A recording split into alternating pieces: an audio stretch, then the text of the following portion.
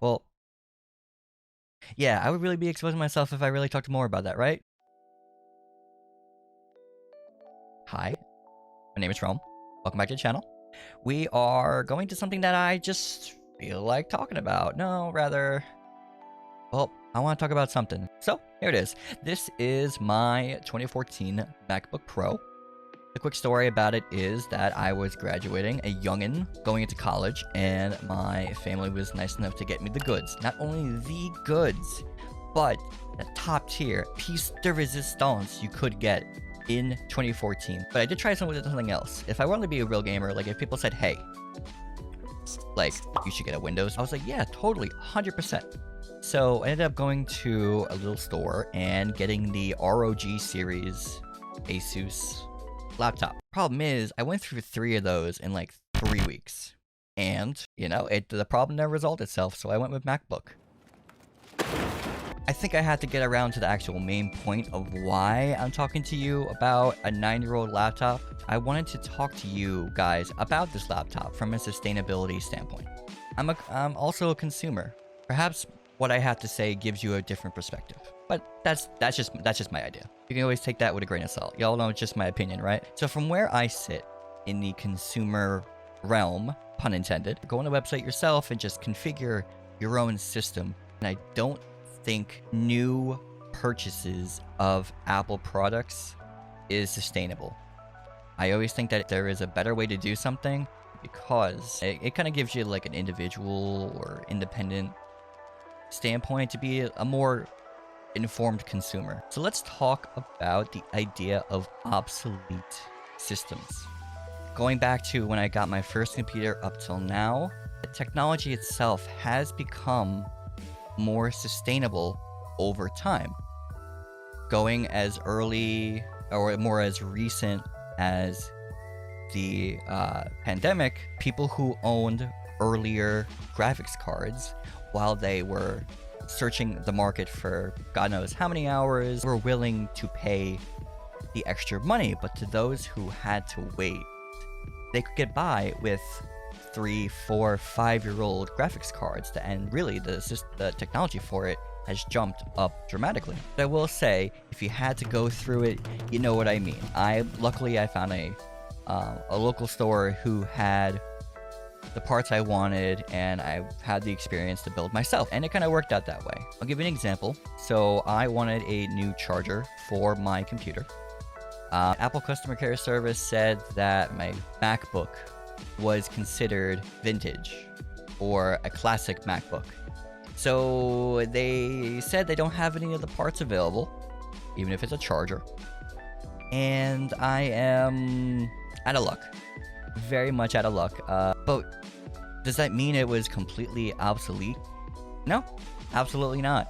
For what it does and what it did and what it can do now, I still think it's a fine laptop. And I have a list of pros and cons I want to just throw out there for you to consider. For many people, this was their way into the Apple ecosystem.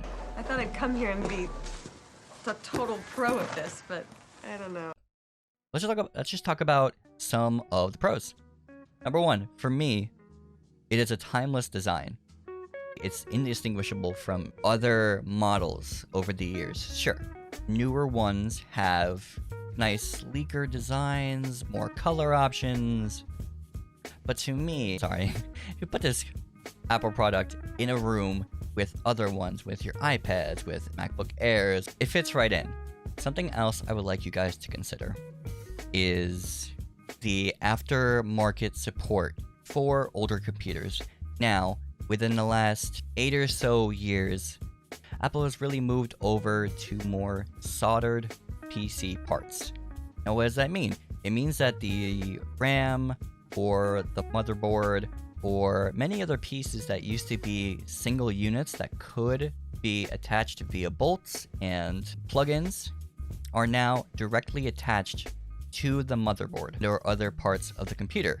Given how slim everything is, it's good from a form factor perspective, but from a aftermarket perspective, it just plain sucks. From a design standpoint and an ease of access, for people who may not be good with technology, Apple products really are good for helping those who don't know what to do. I don't think I would be as technologically savvy if I didn't have my MacBook to show me the PC world that I was thinking about getting into. So from there, to this date, I have replaced the SSD, the battery, cleaned up the fans themselves, and on top of the fact that you were able to replace parts for this era of MacBook computers, there's a huge forum telling you how to troubleshoot any issues. It's not a slouch when it comes to conventional PC usage, which for most people it's web browsing, paper writing, YouTube, watching. It's definitely worth the investment. Plus, hardware like this is relatively cheap. There are a few other content creators I've looked up who have done comparable research on Facebook Marketplace, on eBay, and for the most part, for a system like mine, you can get it for up around $300. Okay, now I really need to go through the list of cons because I think it's definitely worth mentioning if you're considering all factors. And if you don't want to do the research, hey, I'm your guy. So let's just get right into it. I sit down and I write out all the pros and cons on an issue. So for starters, older MacBooks like this are technically not supported by official Apple updates. Now, I think the threshold for this software is about 8 years of concurrent time. After that, they will only provide bug fixes or small patches in between, but at least for my MacBook, at this time, as of 2023, they are no longer supported. Now, one of the things I mentioned before as well, that the wear and tear of these parts, especially in a system like mine, may lead to premature part failure. And I can't say that my system is a perfect system. I replaced the parts because I wanted to, not because I had to, but I am still cautious. Knock on wood, guys. Just knock on wood, please. I erred on the side of caution to replace these parts. If you are buying off of a third-party website, the factor of the care from your previous owner or owners is still something you have to consider. So please, if you could, do your research. I highly recommend it. It will pay off in more ways than one. It goes from anywhere from the 2015 to about the early 2020 MacBook Airs, Pros, and standard systems. Not to say that these steps weren't necessary to improve on things to where we are now, but Apple really got a lot wrong as well as they got right. So use what people have given you in terms of information and then make an informed decision.